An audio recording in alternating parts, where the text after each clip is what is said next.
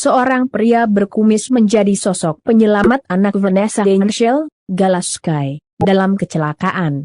Siapa sebenarnya sosok pria berkumis penyelamat Galaskai yang kini menjadi perbincangan publik tersebut? Sebelum digendong oleh sopir Vanessa Angel, Tubagus Jody, rupanya Galaskai diselamatkan oleh seorang sopir kendaraan lain yang berada di jalur berbeda. Seorang warganet rupanya mengenali sopir berkumis yang menolong Galaskai. Akun Keilari China menyebutkan bahwa orang tersebut adalah tetangganya yang bernama Ansori. Masya Allah, itu orang tetangga aku. Gendong Gala, SMG Vanessa Angel, dan suaminya diterima di alam sana, amin. Terima kasih dengan Bapak Ansori, tulisnya.